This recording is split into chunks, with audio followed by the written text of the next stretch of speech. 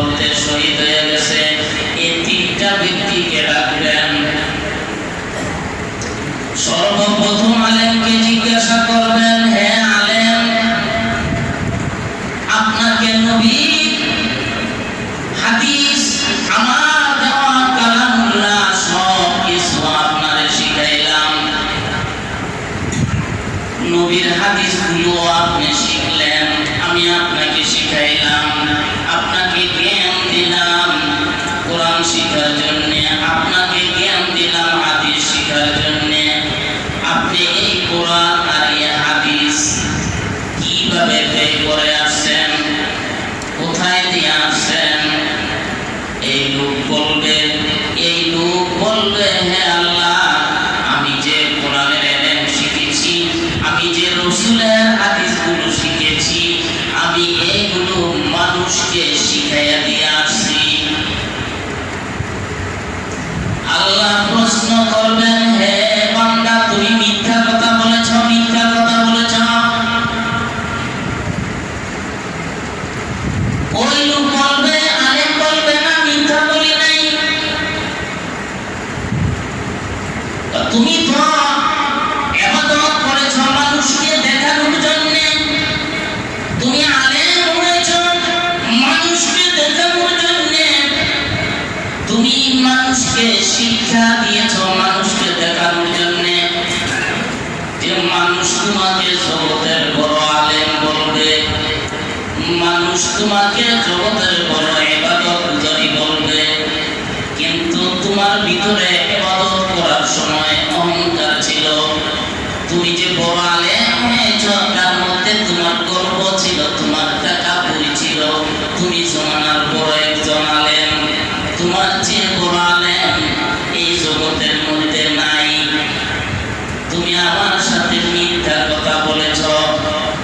আল্লাহর চতুর্দিকে বসা থাকবে ফেরেশতারাও ধমক দিবে, হে আল্লাহর বান্দা, আপনার কথা মিথ্যা, আল্লাহ যা বলেছেন তা সত্য, আপনি একজন মিথ্যাবাদী।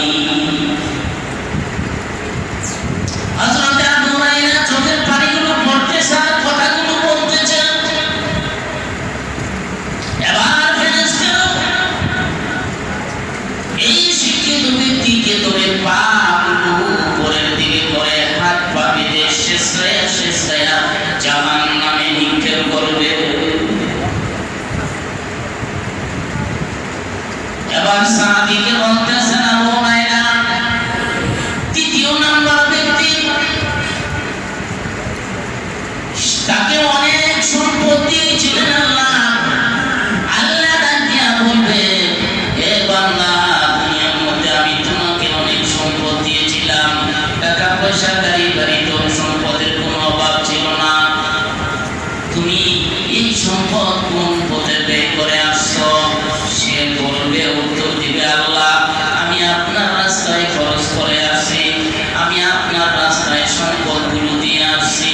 আল্লাহ বলবে, হে সম্পদশালী, তুমি মিথ্যা কথা বলেছ, কারণ তুমি দুনিয়ার মধ্যে যে সম্পদ তোমাকে দিয়েছিলাম, তুমি আমাকে রাজি খুশি করার জন্য তুমি দাও নাই, তুমি মানুষকে দেখানোর জন্য দিয়েছ। তোমার জাকাত আইছে 50 লক্ষ টাকা, তুমি 2 লক্ষ টাকার 2 নাম্বার লঙ্গি, 2 নাম্বার শাড়ি কিনা গ্রামে দিয়েছ। এমন লোক আছে না? আপনাদের কথা কই না, অন্যান্য এলাকা কথা কইতেছে। তোমাকে এত সম্পদ দিয়েছি, তুমি তো ভালো কাজে ব্যয় করো নাই, মানুষকে দেখানোর জন্য তুমি এগুলো দিয়েছ। তোমাকে দানশীল বলবে, তুমি এই জন্য তুমি এগুলো করেছ। জায়গায় জায়গায় তুমি টাকা দিয়েছ তোমার নাম ঘোষণা করার জন্য।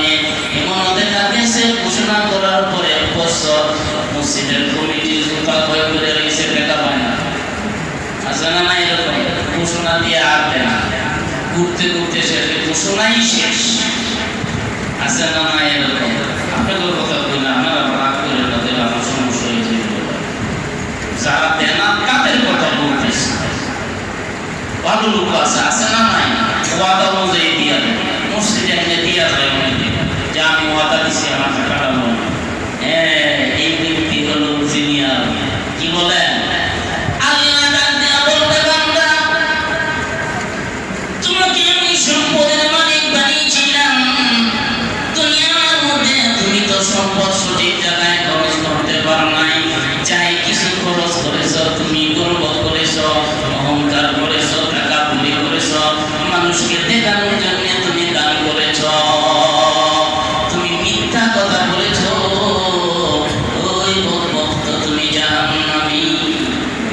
আবু হুরায়রা বলতেছেন, ফেরেশতা ধইরা হাত পা গুলো বেঁধে পা গুলো করে করে টেনে টেনে শেষ হয়ে জাহান্নামে নিক্ষেপ করবে।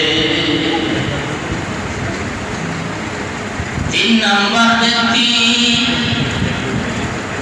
মুসলমানদের পক্ষে যুদ্ধ করে শহীদ হয়েছে,